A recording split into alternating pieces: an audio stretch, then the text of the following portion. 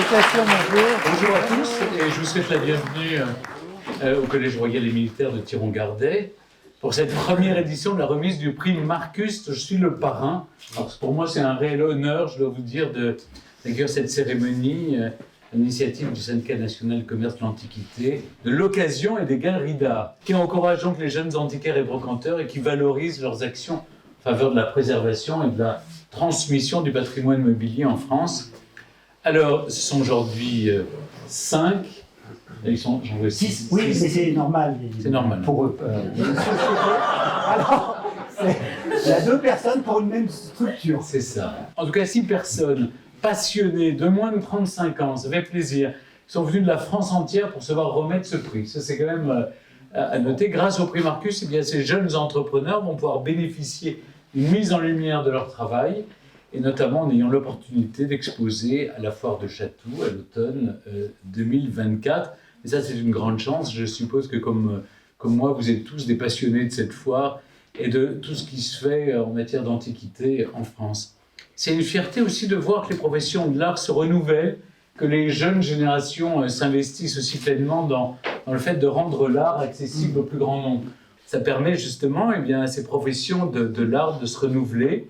Des jeunes générations s'investissent et notamment, je sais que maintenant, vous utilisez pleinement à la fois les réseaux sociaux, mais tout ce qui est mis à votre disposition pour promouvoir l'art, les objets d'art et susciter la curiosité du grand nombre. Ça avait commencé avec Pinterest et je vois que de plus en plus maintenant, sur Instagram, il y a des comptes qui sont dédiés aux objets d'art et je trouve ça vraiment passionnant. Je like furieusement. Voilà. En tout cas, ça met en lumière de jolies pièces. Et puis, ça crée aussi des galeries en ligne. Et je trouve que c'est aussi un mode de transmission tout à fait intéressant parce que, parce que vous voyez, quand on est isolé comme nous le sommes un peu à la campagne, au fond, maintenant, on a l'impression que la France est devenue un réseau gigantesque d'œuvres d'art. Et c'est vrai que je fais venir des choses de toute la France grâce à ces galeries en ligne et je trouve ça fascinant. Ça permet de se faire connaître de tout le pays et même au-delà. Et je trouve que c'est formidable quand les moyens de communication modernes sont mis à la disposition de jeunes qui veulent se lancer dans les métiers d'art. Alors, je dois maintenant laisser la parole, parce qu'il est temps, à Geoffrey Rigondet qui va nous en dire un peu plus à propos de ce fameux prix Marcus. Je vous remercie. Je vous en prie. Alors, qu'est-ce qu'est ce prix Marcus? Tout d'abord, c'est un nom symbolique pour nos métiers. C'est un décret qui a été promulgué en 1981 et c'est le texte fondamental qui régit le marché de l'art en quelque sorte. Et c'est aussi, bien sûr, le nom d'une personne, Claude Gérard Marcus, qui était à la fois homme politique, marchand et de famille de marchands. Ce prix, on l'a dit, vise à encourager les débuts de parcours de jeunes marchands, moins de 5 ans d'expérience professionnelle, soit dans des structures indépendantes, soit salariés, pour cela on est assez ouvert. Toutes les spécialités sont confondues. Et pendant 1 an, ces personnes vont bénéficier, ces 6 personnes, d'aides très concrètes. Donc c'est un programme d'accompagnement par un professionnel du syndicat, le SNCA-OGA, d'une mise en réseau avec l'ensemble des présidents départementaux, une aide juridique par l'avocat également du syndicat, la prise en charge d'un stand à la foire de Chatou, la prochaine foire de Chatou, d'un abonnement à la plateforme Antiquéo et d'un accès au déballage professionnel et une carte au déballage professionnel de Chartres. Je remercie ici la société OHVL et monsieur et madame Presbilla qui sont dans le public. Voilà, résumé, le prix Marcus pour ceux qui ne le sauraient pas encore. Chers lauréats, Alix, Caroline, Anna, Julien, Mathieu et Marius, vous venez d'un peu partout sur le territoire national. Vous avez des formations très différentes. Vous avez diverses spécialités. Pour autant, vous avez de nombreux points communs. Vous êtes les nouveaux gardiens de nos trésors anciens. En conclusion, que cette reconnaissance s'inspire d'autres jeunes marchands à suivre vos traces. Et maintenant, j'invite le président du SNCA-OGA à me rejoindre.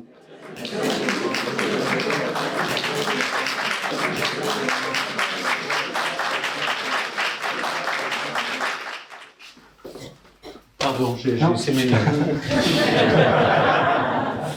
Mesdames, Messieurs, chers amis, je vous remercie d'être présents pour ce jour important qui s'inscrira dans l'histoire du SNCAO-GA.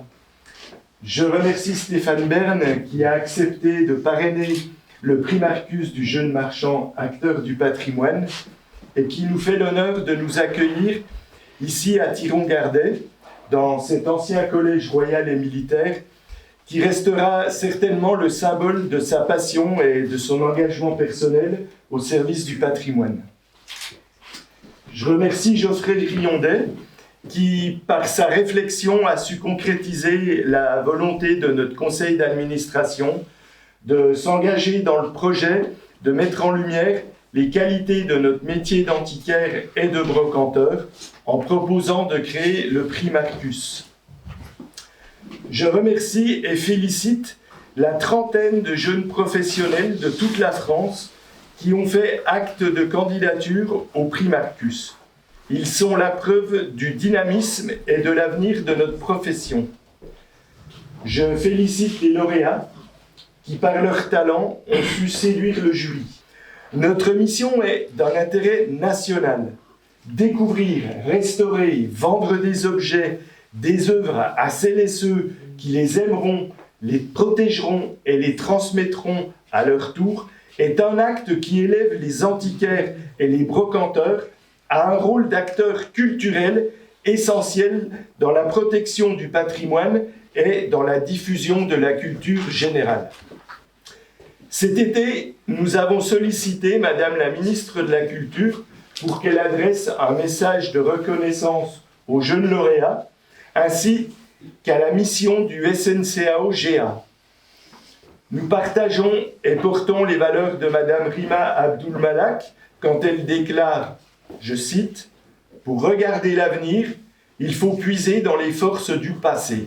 Je lui dis que nous sommes le présent et que nous préparons l'avenir en diffusant l'histoire et la culture des temps passés.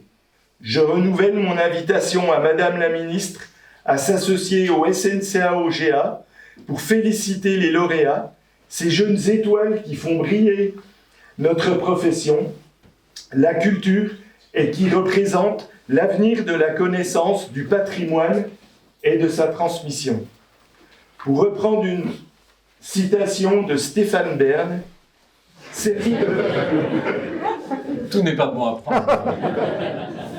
Mais quand même, si vous me permettez, Oui, bien sûr. Servir le patrimoine, c'est se dépasser. Je vous remercie d'applaudir ces jeunes serviteurs. Ils présentent le passé et préparent le futur.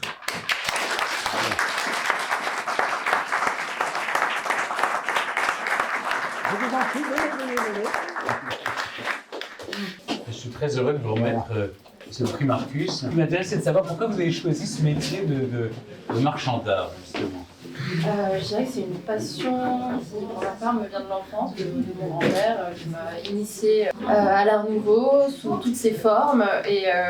Et ensuite, c'est aller logiquement vers des études en histoire de l'art, vers le tableau ancien et plutôt le tableau du 19e siècle et symbolisme. Pour ma part, c'est un métier qui m'a permis de regrouper plein de choses passionnantes, autant à la recherche des œuvres d'art, être en contact avec elles, les recherches qui les accompagnent et surtout après transmettre les objets et les recherches à une nouvelle personne. Il faut avoir un œil aussi, Oui. savoir immédiatement sentir. Ça, c'est l'expérience aussi, non, qui peut apporter ça. Oui, je pense que c'est le fait de s'ouvrir, toujours attentif à voir ceux qui passent en vente, les nouveautés, enfin les nouveautés entre guillemets, et remettre au goût du jour aussi des artistes oubliés, ça c'est un peu un pari.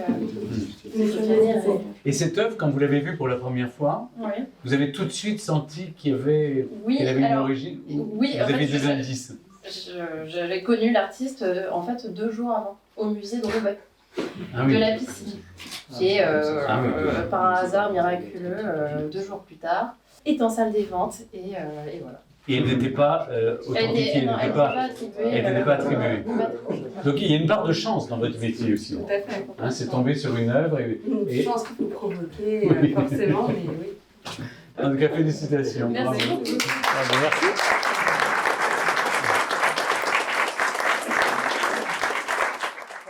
Anna, félicitations, bravo. Si j'ai bien compris, ce qui vous a attiré dans ce métier, c'est plutôt de la curiosité, aller vers les gens, que les gens viennent vous voir à travers des objets, donc c'est la rencontre. Oui, c'est toujours la nouveauté. C'est à travers un objet, en fait, on tisse des liens sur tout. L'économie, le social, les mœurs, sur l'art. C'est infini, les connaissances qu'on peut avoir à partir d'un même objet. Et c'est ce que j'essaie de transmettre, soit quand je suis directement dans la galerie, soit lors des ateliers que je donne donc aux personnes qui s'intéressent aux objets d'art ancien. Et pourquoi vous avez choisi cette magnifique pendule Louis XVI? Eh bien, parce que j'ai découvert aussi en m'y intéressant qu'il y avait une qui était très très semblable au Musée des Arts Décoratifs de Paris. Ce qui change par rapport à la mienne, c'est que son mouvement est un peu plus complexe puisqu'elle indique les secondes. Sinon, c'est le même horloger et c'est le même modèle. Donc voilà pourquoi aussi c'est un objet qui vous a touché. Qui m'a touché et qui m'a plu. D'autant plus qu'il est dans ma spécialité puisque je m'intéresse aux objets 18e. Très bien. Mais écoutez, merci, félicitations. Merci. Bravo.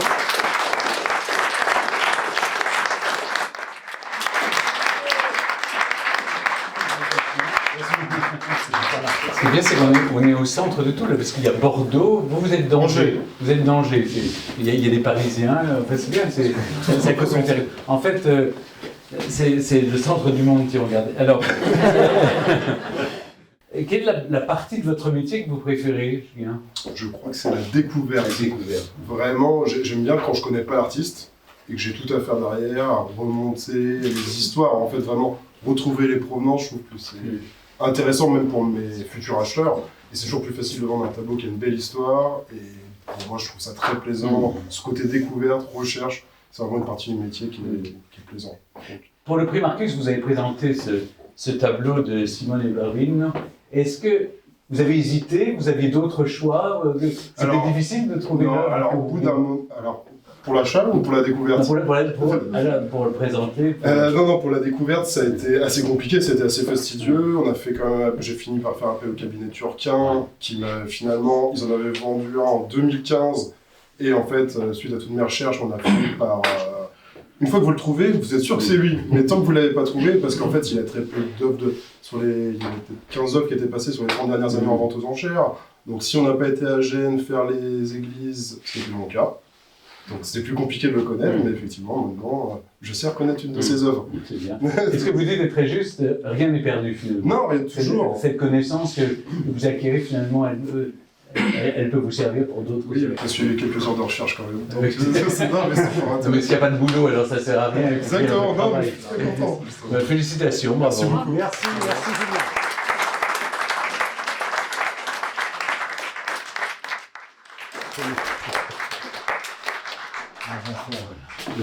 Julien. Félicitations Mathieu. Là on part à Perpignan. On voyage. Et quand même, c'est très l'ouest de la France. Hein. Alors là, on change d'époque avec vous. Tout à fait. On est dans les années 50. Ça a toujours attiré votre attention?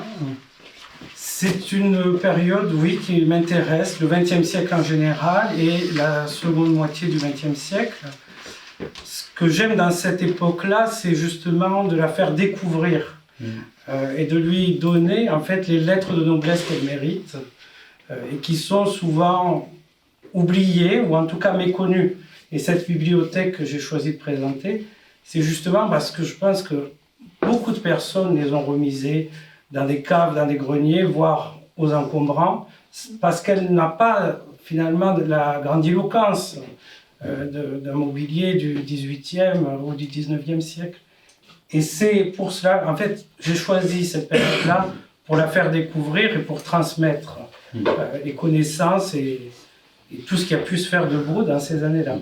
Ouais, bravo, c'est bien. Le patrimoine du XXe siècle est très important aussi, et même le bâti, hein, tout à fait. Il faut protéger de la même manière.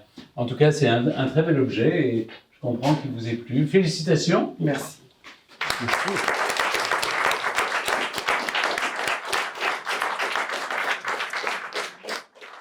Venez nous rejoindre. Alors vous, Marius, vous êtes tombé dans la marmite quand vous étiez petit, c'est-à-dire bon sang ne saurait mentir. C'est ça, ouais. Je me vois encore, quand j'étais tout petit, mon père me mettait un petit stand devant la boutique avec une pancarte tout à 2 € et je faisais le vendeur de babioles juste devant. Et naturellement, la passion a continué de grandir jusqu'à aujourd'hui. Et j'ai compris dans la vidéo que vous intéressiez vous aussi au 19e siècle. C'est ça, c'est plutôt la partie fin 19e. Troisième République, en fait, C'est tout ce ça. qu'on a fait pendant les premières expositions. Exactement, les productions des expos universelles sont fabuleuses, grande qualité. Et après, tout l'art nouveau derrière qui a suivi avec d'autres enjeux, mais vraiment un sens de l'art décoratif qui était très très poussé. C'est ça qui me... Puis il y a des techniques aussi nouvelles qui entrent en ligne de compte. Nouvelles techniques, nouvelle clientèle et un besoin de rendre chaque objet luxueux jusqu'à dans les moindres détails qui est fabuleux. Ah, bravo, félicitations, bravo.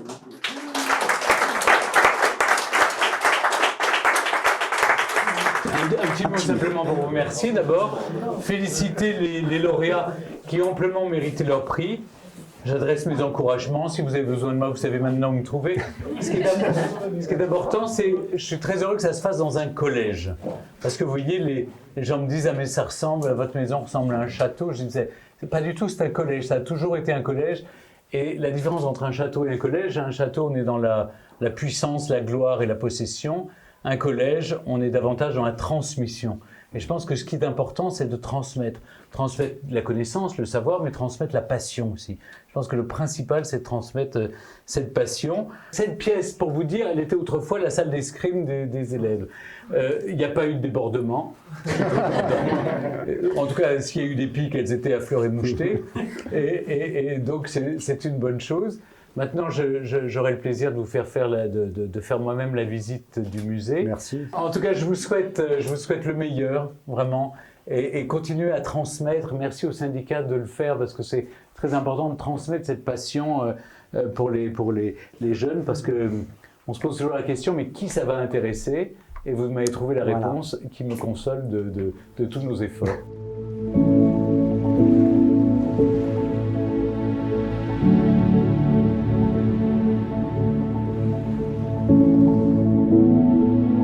Le musée, c'est à l'initiative de Monsieur Stéphane Bern qui voulait absolument retransmettre l'histoire du lieu parce qu'ici on est au Collège royal et militaire de Thiron-Gardé et il y a une histoire de quelques siècles derrière puisqu'avant d'être un collège, c'était d'abord une abbaye, il est devenu un collège puis un collège royal et maintenant c'est un musée donc, qui est ouvert au public et qui retrace toute l'histoire depuis le XIIe siècle. Cette volonté de transmettre l'histoire du lieu au plus grand nombre puisqu'il a ouvert au public en 2016. Et oui, c'est intimiste, donc en fait on se sent un peu comme chez nous ici et c'est vraiment l'idée du lieu hein, finalement de pouvoir ouvrir et que tout le monde s'y sente bien. Quand on vient ici, en fait, on foule le même sol que tous les cadets et toutes les personnes ont foulé depuis le XIIe siècle puisque la rénovation des lieux a été faite à l'identique. Et c'est assez impressionnant finalement, même dans un musée intimiste, de travailler ici et de tous les jours venir dans ce musée et redécouvrir tous les jours les portraits. Il y a toujours un petit détail qui nous a échappé et c'est assez, c'est assez impressionnant et en même temps on s'y sent très bien. C'est plusieurs émotions mélangées qui s'emparent de nous quand on rentre dans le musée du Collège royal et militaire.